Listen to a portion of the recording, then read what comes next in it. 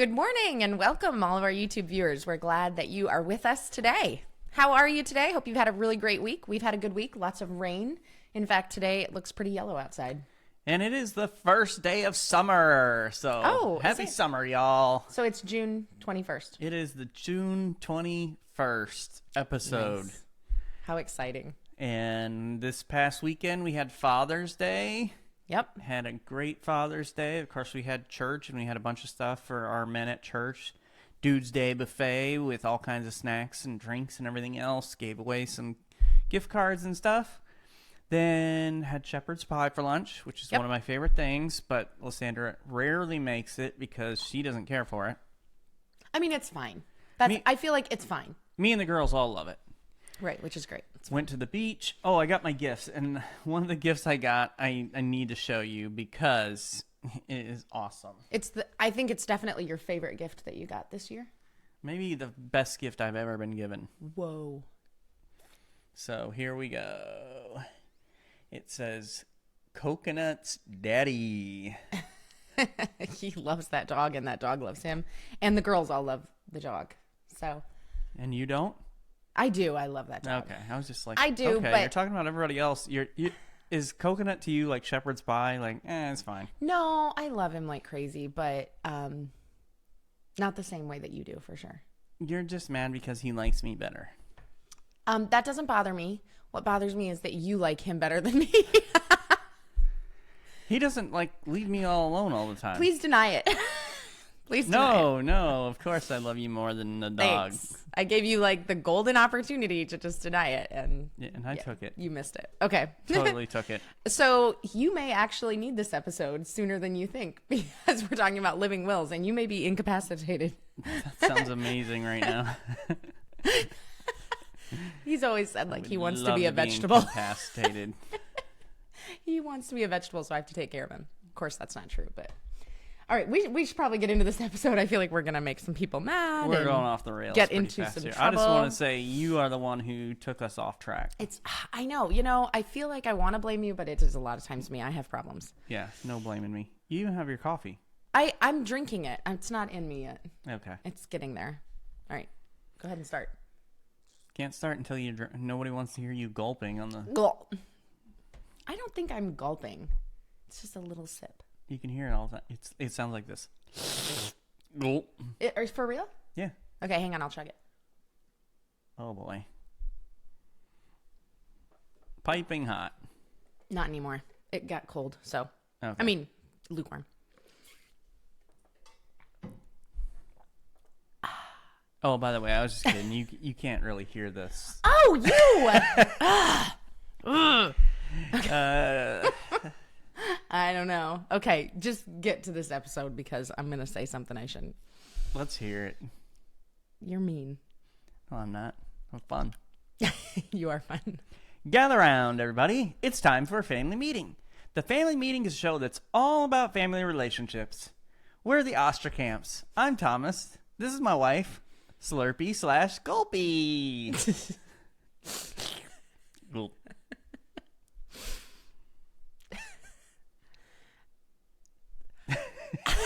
She's having a hard time today. Okay. Hello and welcome to our family. Welcome to episode 143 of the Family Meeting Podcast. On today's episode, we're talking about the importance of having a living will. And this is one of those topics that is really not too fun to talk about. Oh, seriously? I think it's real fun. You think it's fun to talk about a living will? Yeah, I'm excited about this episode. Oh, okay. I like episodes that are about communication and parenting well and stuff like that. The living will topic to me is not fun. Who doesn't love a good conversation about being incapacitated and what's going to happen to you? Okay, so you're being sarcastic. Got it. I was a little late to the party there. You seriously don't like this conversation? No, I don't care for this conversation, but I do believe it's something that's important to have. I think it's an essential conversation for us to talk about. And it's an excellent topic that was suggested to us by an awesome listener that we just love. Shout out to Shelly. Hey. Shelly in the house. Woo, woo. Okay, as we get started, though, I want to. How many times a month do you think we have this conversation about being incapacitated? Okay. A month? Yeah. Too many times, maybe 3 or 4, but it's always you because you're always talking about how you want to be a vegetable so that I have to take care of you. Or the other, we talk about the other side, you being incapacitated as well. Yeah, we do. He wants me to be a vegetable so that I can't get away from him and I have to just be with him all the time. Yeah. So we do have this conversation. We do, but never in any kind of profitable way. It's Either way, nonsense. It's a win-win scenario for me. Really. I mean, whichever of us is incapacitated. Yeah, I see this as an absolute win. Okay. So whatever, we've spent a lot of time prepping, talking about this. Yeah. To get ready for today's episode. But before we actually get into today's episode, we have to talk a little bit about Father's Day because we noticed, especially this year, which it's like this every year, but this is the year we really thought about it, the differences in Mother's Day and Father's Day. Well, and what you do as a family. Here's how the conversation came up. I was walking out of church with some of the kids from our church. They were all from one family. And we just happened to be walking out at the same time, and teenage boy was telling me, he's like, Mother's Day, we go here, we do this, we have all this stuff, and it's like boom, boom, boom. And he's like, Father's Day is pretty much just sitting on the couch. And I was like, that sounds amazing. I mean, yeah, because really. That's our house too. Like for Mother's Day, we do all this stuff. I think we went to 2 different trails. We went walking. I wanted to be in nature. We did pictures. Went out to eat. Went out to eat. Like I think we even we did a little bit of shopping, didn't we? We did shopping, yes. We had a reason, but anyway, you wanted to go shopping. Well, no. And it was Mother's Day. It wasn't just like, I wasn't just like clothes shopping. Like we had something we had to get for somebody. Something was coming up. I don't remember at this point, but anyway. And then Father's Day, it was like, Thomas doesn't want a restaurant. He wants to stay home. I do not want to go out amongst all those people. Yeah. It's always so busy. He doesn't want to go for walks and anything like that. Now, he did end up going to the beach. Took a nap, went to the beach. Yeah, there's naps. Like, naps are in the Father's Day plan. Yeah. Whereas I'm like, I don't want to nap away Mother's Day. Like, I can't waste it. So it's just funny. So let us know what happened with your Mother's Day and your Father's Day and the differences that you see in your house with Mother's Day and Father's Day. Wonder if it's the same in every house. We're about 5 weeks away from Relationship Refresh. Wow, that is beautiful Orlando, Florida. Yeah. July 21st and 22nd, and we want to invite you to be a part of it. We're going to be talking about leveling up. Leveling up, baby. Leveling up your relationship. Yeah. So at that point, it really doesn't matter how close you are, far apart. If you're struggling, if your marriage is doing great, we want you to level up, whatever that next level for you guys is. So, make your plans now. You can get tickets, $25 a piece. Yeah. So, great deal. Great investment in your relationship, and you get a chance to get away for just a little while. That's right. It's going to be great. I'm really excited for it, and I hope that you'll join us. So now we better get into this topic on living wills. Okay. You think so? Okay. So, as we get into the topic about living wills, we need to understand what a living will is, okay? Because this is not something that you hear about, I don't think, very often. So, in case maybe some of our listeners are out there and like, okay, what exactly are you talking about?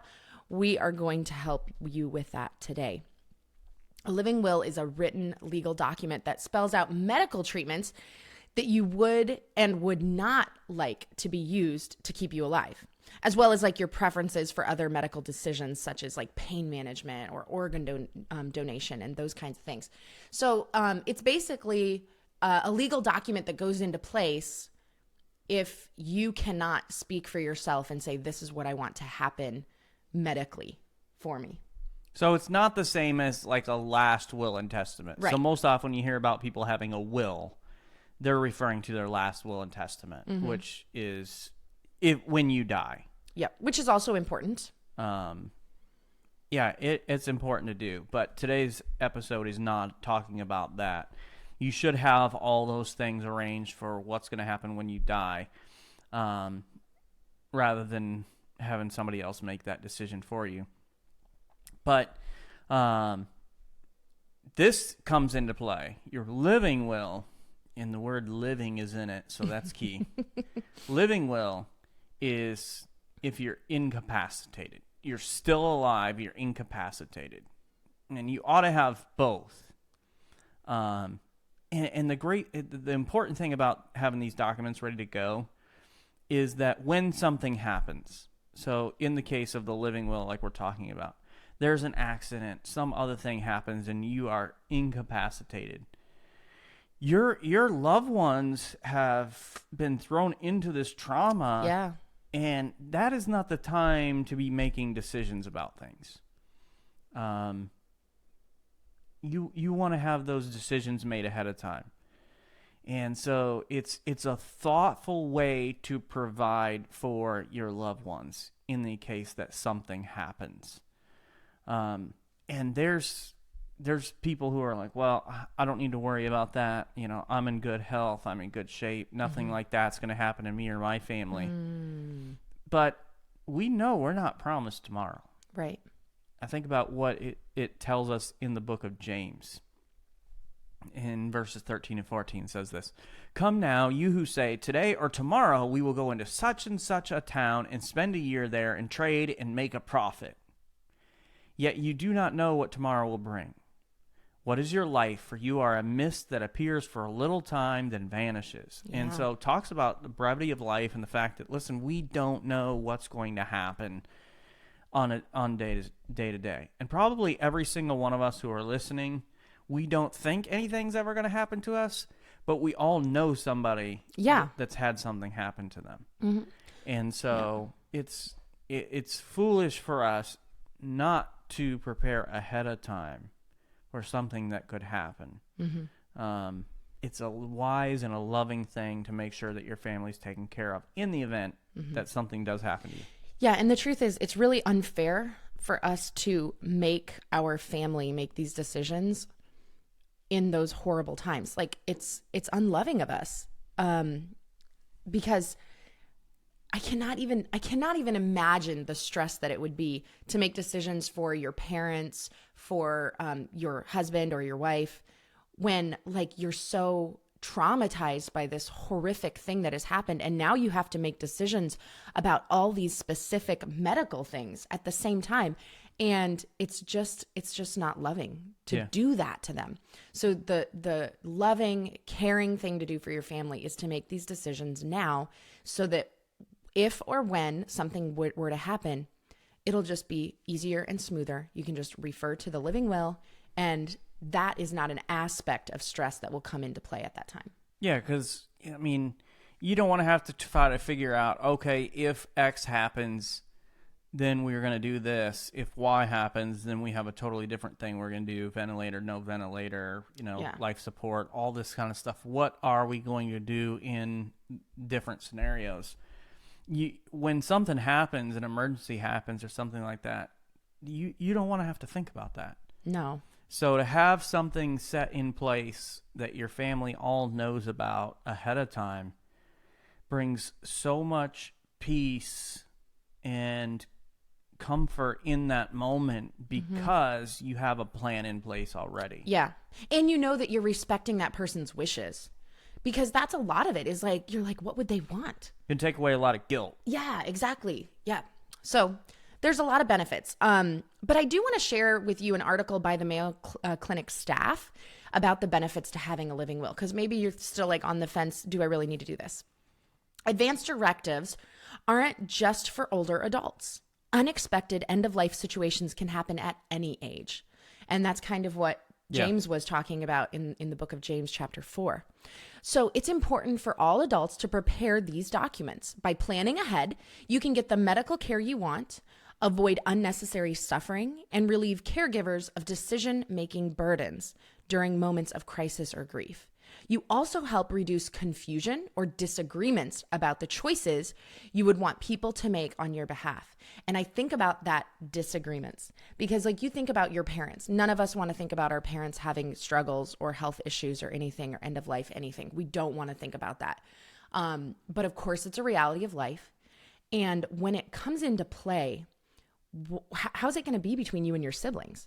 Like maybe one sibling is like, I want to keep mom on a ventilator as long as we have to. Whatever you have to do. Yeah, keep we're her not gonna let alive. her go. And then, another sibling is like, Mom wouldn't want that. Mom would want it to pull the plug or whatever you want to call it. And so then you have this whole nother added of like fighting happening between family members. And that's definitely not what your mom would want. Well, and you're already at an emotionally high state, and then you Yes. add some of these decisions in, and it can create conflict and really divide families. Instead of like, hey, we literally have this in writing. This is what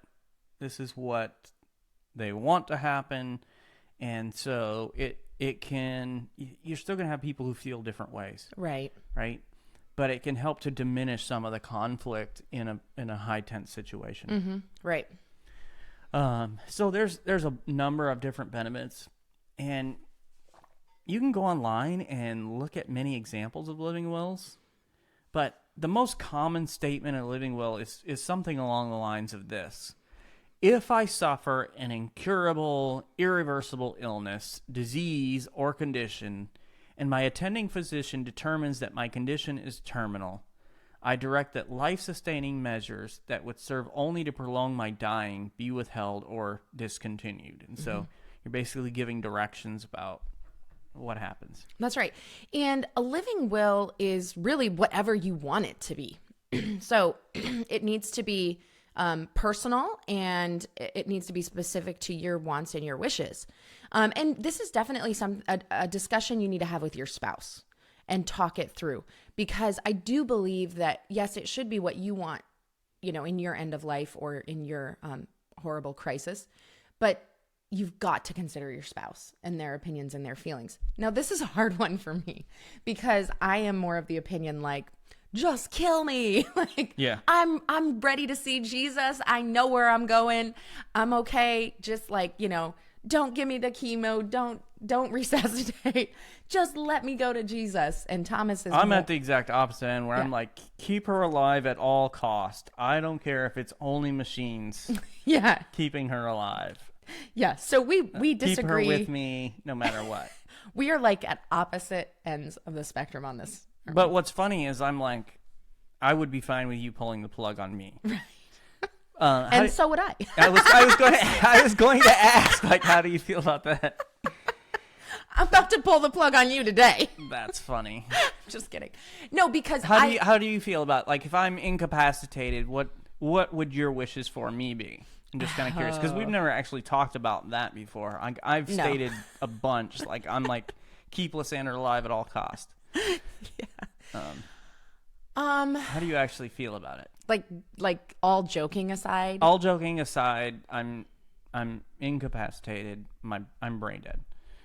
So I'm not really there anymore. It's absolutely horrific to even think about. Like it genuinely bothers me to think about it. Why are you smiling? I'm not smiling. Well, now I am because you're making a joke. It actually really does upset me to think about it. So I try not to think about that. But when I'm forced to, like in this moment, I honestly do believe that I would want you to just go to be with Jesus. Because I know you're saved, and I know that you've accepted Jesus Christ to be your Savior. I know that when you leave this earth, you will be in the presence of God. And so I would want that for you. So at least we agree on me. We do agree on you. You're a little more selfish, though. That's you're true. trying to keep me around as like some sort of bionic woman zombie. Well, I mean, it's just nice to have a warm body cuddle at night. You mean body? Well, yeah. I'm not a person if I'm brain dead. Yeah. Okay. So this is this is our relationship. These are the guys. conversations you have to have, though. This is who we are. It's very sad. Okay. So a living will can be anything you want it to be. Yeah. It should be discussed with your spouse. Maybe you can't get to an agreement, but it's your living will. Well, and if you ought to be talking about it with your kids as well. Now, our kids are a little young for that conversation. They're not quite adults yet. But, if you've got older adult children, it is a conversation you need to have. Like, hey, me and dad or me and mom have talked about this, and this is kind of the plan that we'd like to have. And the why behind it. Exactly. Because we always encourage all of our listeners like share with your kids the why. It's so important to know the why. It's important for your spouse to know the why behind whatever you think or feel, and what you do. So make sure you share that with them too. You do not want the first time your kids, adult children, hear about this when something happens and a piece of paper is brought out. Yeah, that's true. Like you want to have the conversation ahead of time, as difficult as it may be for some of you. Right. Some of you, I think your parents, people are amazed at how often we talk about death with your parents. I actually had this joke with my mom. So my parents they talk about their own mortality constantly. And when we die, and when we die. And do you know where the death folder is? I'm like, I know where the death folder is. You've been talking about it for 25 years. Like, I feel like they're just trying to give me hope. I mean, really. Yeah. But we went to Iowa like a week ago and went home for like a little vacation and a visit to see all friends and family. And I think I was in my mom's house for 1 hour before she started talking about her death. And I was like, I like pretended I had to watch. And I was like, okay, Mom, you made it 1 hour. Good job. Way to go. And she's like, what are you talking about? And I said, you just talked about you being dead again. She's like, oh, sorry. But yeah, we do talk about this a lot in my family. But it may not be that easy of a conversation for some of you, Yeah. But it's an important conversation to have. Mm-hmm.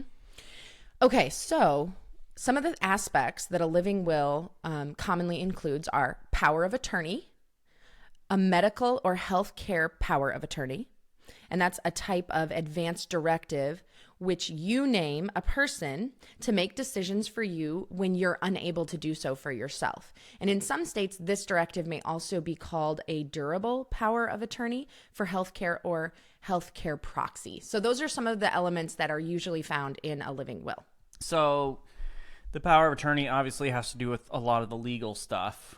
So to have the power to be able to do that, whether that's bank accounts and whatever else, the medical power of attorney or healthcare proxy, they're the ones who will make the medical decisions for you. So they're the one who actually has the authority to say, take them off life support, or no, we're going to keep them on. Yeah, and that's a huge responsibility, and you want to put as much as you can in the living will so it's as easy as possible for that person. But the truth is, you cannot possibly cover everything, and there is going to have to be somebody who makes decisions. Most definitely. And so in that moment, you want to select a person who is going to respect what it is that you want to do, but also somebody that you believe will be emotionally able to handle making those decisions in the crisis. Which is why you are not my medical proxy.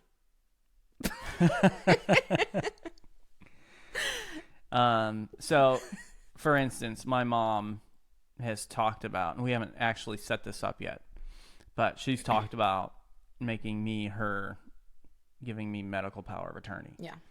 For her, that way if something happens to her, then I would make those decisions, because for the most part I'm not emotionally decisive person. I don't make decisions based upon emotion in the moment. Mm-hmm. So having somebody that is pretty stable, obviously you're talking about a family member, a loved one, or something else, but having those things ahead of time so that everybody knows, okay, this is the person who's going to be making the call on this or that. Mm-hmm. And following the directions that are given. That's right. So depending upon where you live, the person you choose to make decisions on your behalf may be called one of the following. So you might hear this terminology different based upon where you are. A healthcare agent, a healthcare proxy, healthcare surrogate, a representative, healthcare attorney, or a patient advocate. Those are some of the different words. All pretty much exactly the same thing, doing the same thing, making the same decisions, but for whatever reason, the terminology is a little bit different. So when you're determining your wishes, think about your values. These are some of the things you want to think about. Consider how important it is to you to be independent and self-sufficient. How important is that to you? What are your thoughts? What are your feelings on that? And this is something you want to discuss with your spouse or with your children, whatever the case may be. What's your level? How important is that to you? It is so, so, so important for me to be independent and self-sufficient, which I know that there's some pride in there. But a lot of it is just that, like, I am such a go person. I'm so busy that to be bedridden, I would just I feel like it would kill me emotionally. Well, you felt that. I mean, you have gone through that a little bit in the past with some of your health issues where for like 11 months you were not able to pretty much do anything. Yeah, that was a back issue. Yeah. Mm-hmm. So you can kind of, understand that just a little bit. To a certain extent, but like I could go to the bathroom, I could cook, I could do, that's really, I don't think that that's true. It's not that I couldn't do anything. I did all of the like normal mom stuff, but I had to stop every 20 minutes and lay flat on the floor to reset my back because the pain would get too great. So I could do everything. It just slowed me way, way down. So I think it is different because like you're talking about if I'm in a bed where every time I have to go to the bathroom, I need somebody to carry me there or change diapers or like where I'm not cooking, I'm not cleaning, I'm not taking care of my kids. So I think it's different. But there were moments where literally you could work up the strength to get yourself to the bathroom, and that was about it. Okay, you're probably right. I guess I look back and I always try to see the positives, you know, so I kind of forgot about that. I guess there's times you couldn't get up. I had to pick you up. Yes, that's true. Okay, you're right.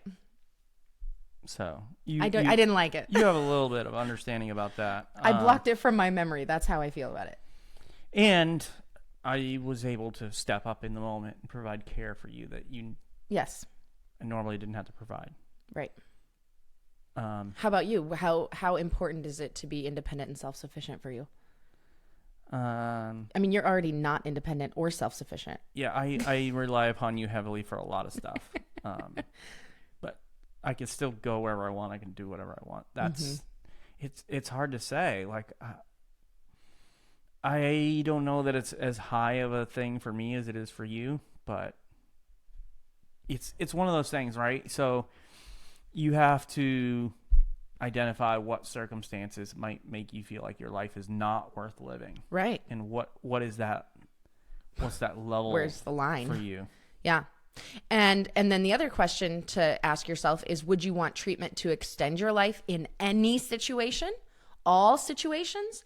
Would you want treatment only if a cure is possible or just to extend life? What kind of quality of life do you feel like you need in order to be worth extending life?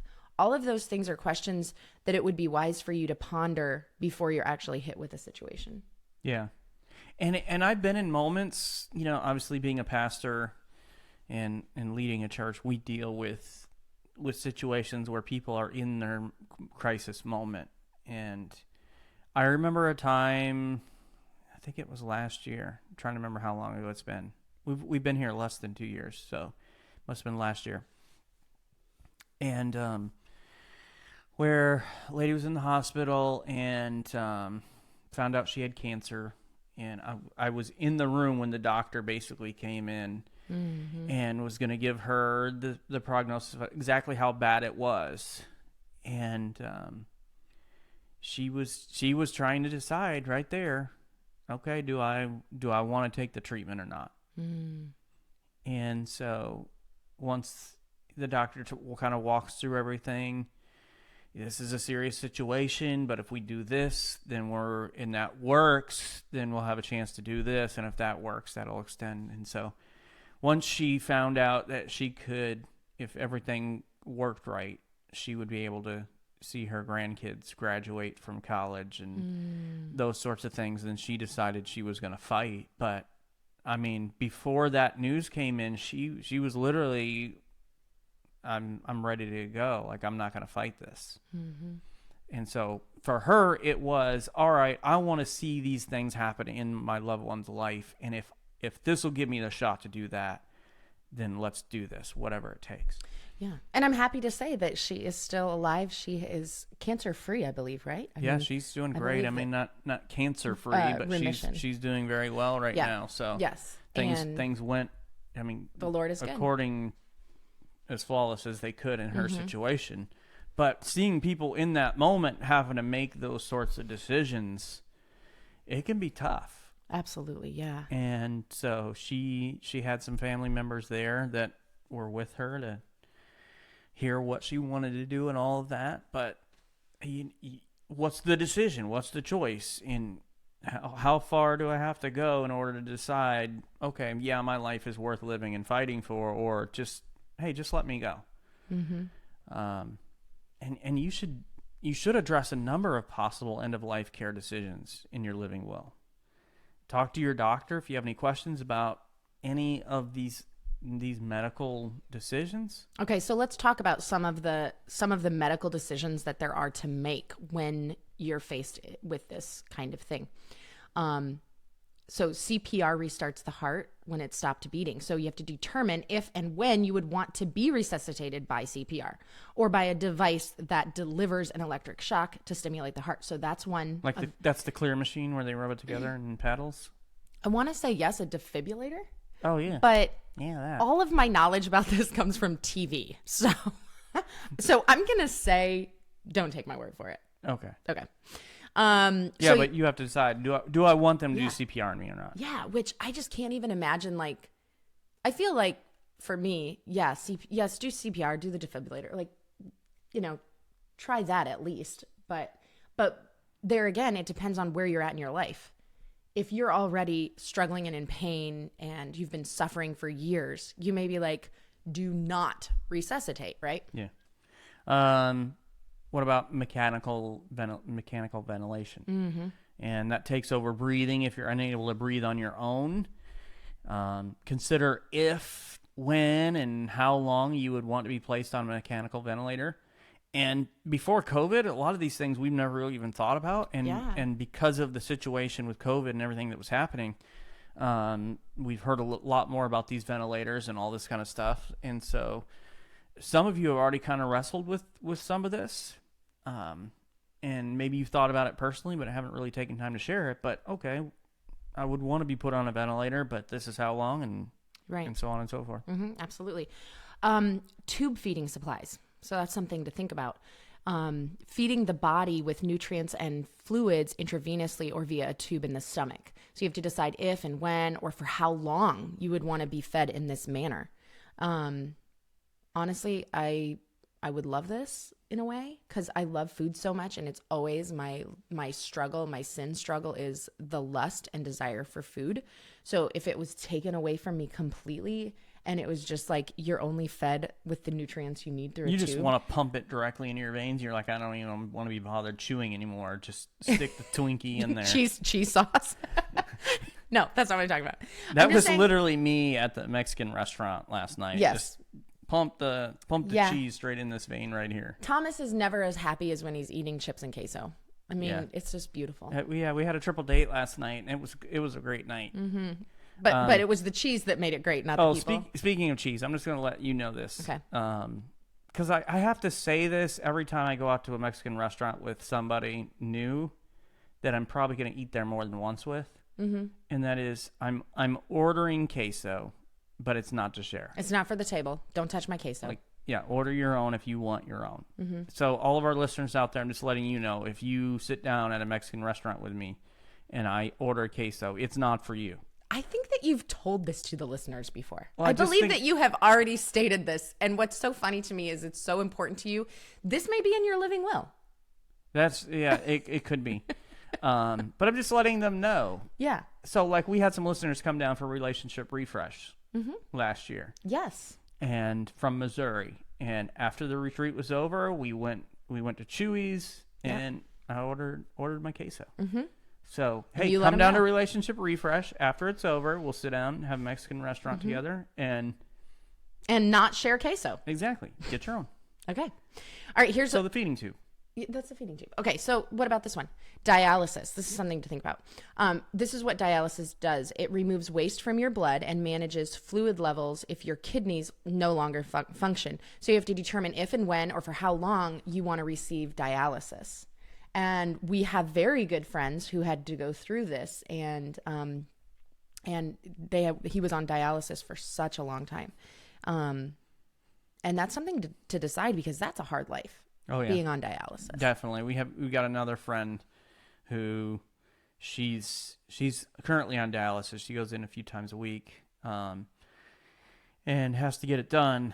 And so you have to decide, okay, do I want to go through this? You know, what about Or how long? what about the medications you're going to take, the antibiotics, the antivirals that are used to treat infections and things like that? Like if you're near the end of life, do you want those things to be treated aggressively, or would you rather just let them, hey, just take them course? Yeah. Okay, how about comfort care? This would include any number of interventions that might be used to keep you comfortable and manage pain while you're abiding by your other treatment wishes. So this would include things like being allowed to die at home, getting pain medications, what kinds of pain medications, being fed ice chips to soothe mouth dryness, and avoiding invasive tests or treatments. I would never have thought of this. Yeah. Never in a million years. So you have to decide, okay, what level of comfort do I want them to provide in this moment? Yeah. So I like how this what's important to me. It's so specific.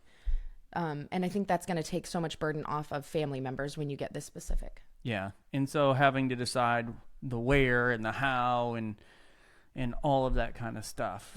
Because once again, as we talked about earlier, it gets emotional. Right. You think about it now and we talk about it now, but when you're in the moment and those emotions are running high and you're like, listen, do whatever it takes, you know,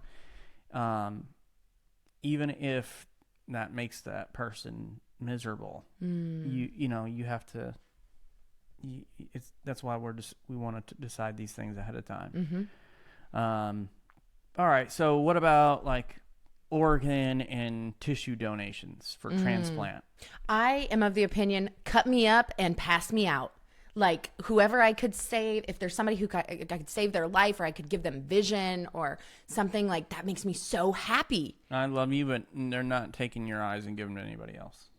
Well, I already have that on my driver's license. Your eyes are absolutely beautiful, but your vision is horrible. Oh, that's true. But I have contacts and I see pretty okay. Anybody want pretty okay vision? They can have my eyes. Pretty okay vision is better than blindness. That is true. Yeah. Man, that would trip me out if I was walking down the street and saw somebody with your eyes. There's a movie like that. What is that movie? It's old. Are you serious? It's like the 90s. Yes. Oh, the guy loses his wife. He loves her so much. And he loses her and donates, I think it's her heart. And then he falls in love with the woman who gets her heart. And then later on they find out that she has his wife's heart. It gives me chills. It's a good movie. I don't remember who's in it.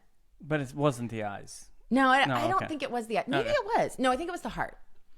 Okay. But that would be crazy. What if you fell in love with the lady who got my eyes and then you married her? And you could look into my eyes for the rest of your life, but it'd be a different face. And you'd be glaring at me. The eyes would be glaring at me. How could you with this Angry. other woman? Angry.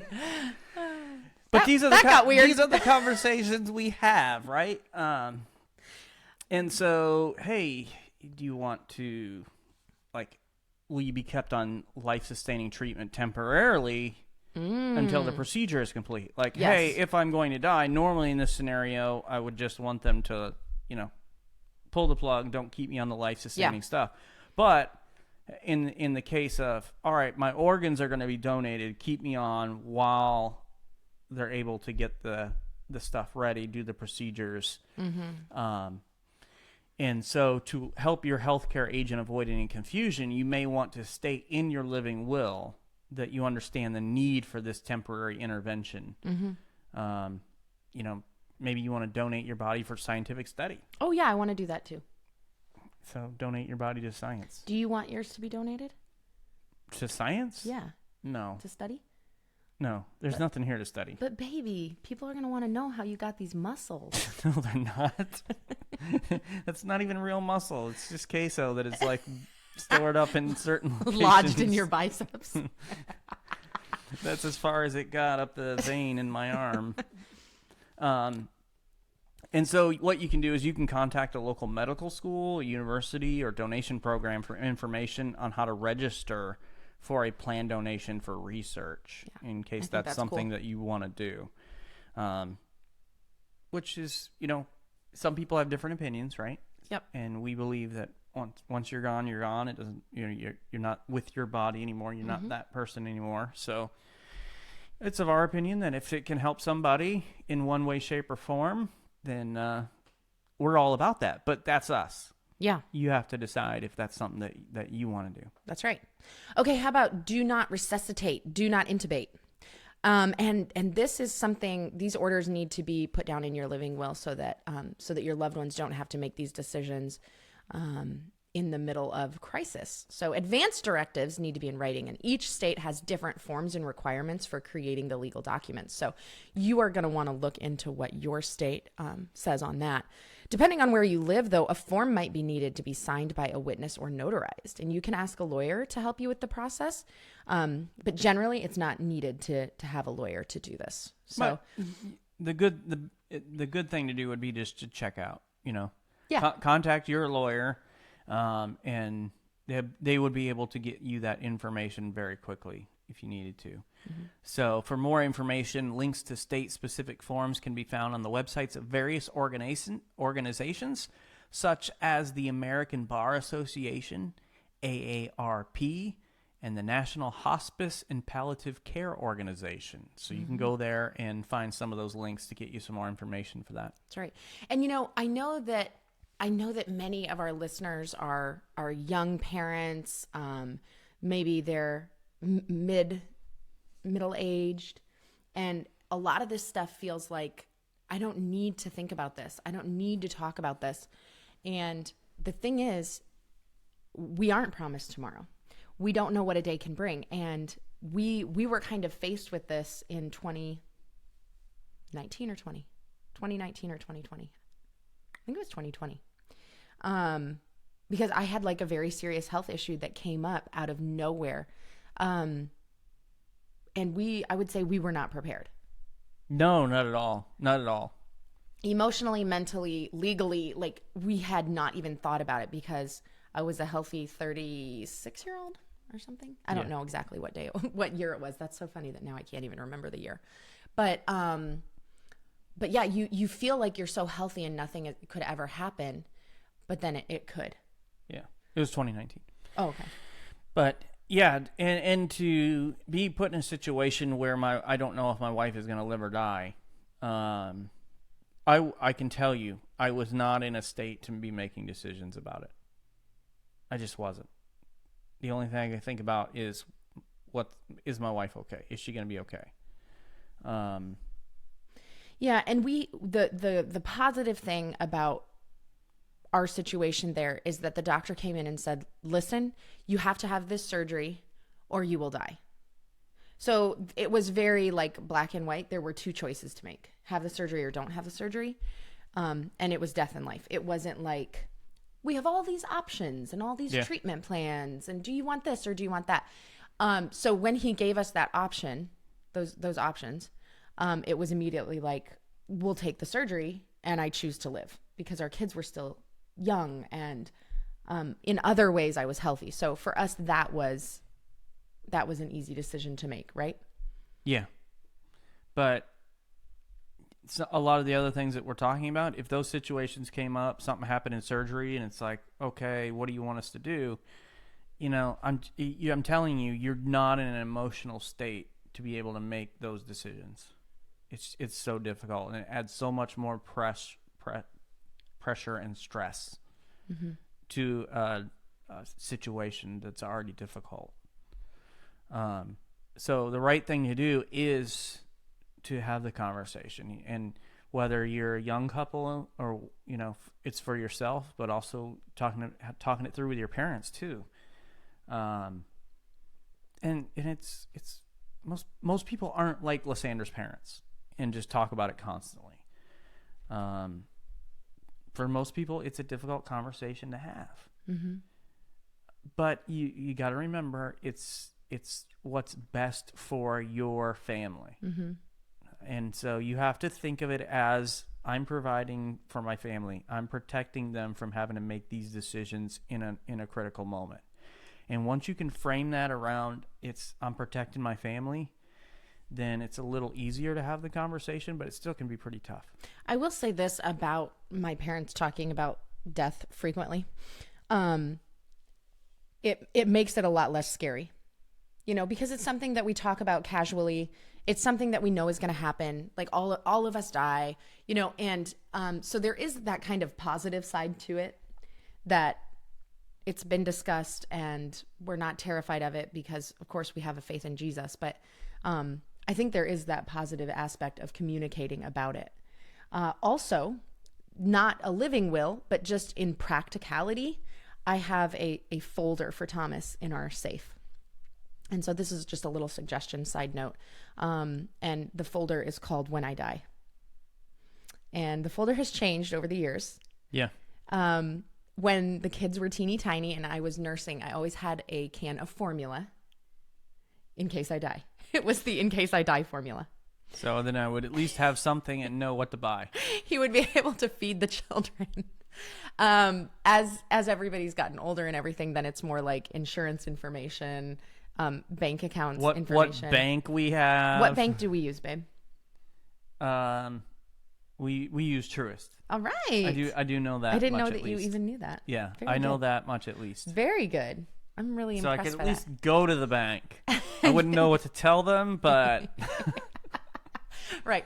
So it's got all the information. It's got everything that he needs to know about how to keep things going if I were to pass first, because he doesn't know how the mortgage is paid or the bills are like paid. we said, or I'm basically incapacitated already in a lot of ways. So yeah. So it might be wise for you to have something, ready to go for your loved one in case you pass. And I will say this too, if maybe you're listening to this and you're like, how can they be so casual talking about death? Like how does this not bother them? And I would say that if you feel uncomfortable with this topic or thinking about your own end of life, it may be that you don't have eternity settled. God bless you. That was a big one. Are there more to come? I don't think so. Okay. Because usually Thomas is a triple sneezer, double at least. Yeah. But the reason that you may be uncomfortable with this topic is because you don't have eternity settled. And so we just want to encourage you to seek out in the scriptures what the Bible does say about the afterlife. What does the Bible say about death and life and eternal life? Because you can know for sure that you have eternal life, and you can be as comfortable talking about death as we are because we have the hope of heaven through Jesus Christ. We have put our faith and trust in him. And so there is nothing to fear in death. And it's a beautiful freedom to enjoy during this life. And if we can help have that conversation with you, please reach out to us on social media. You can shoot us an email, info@familymeeting.org.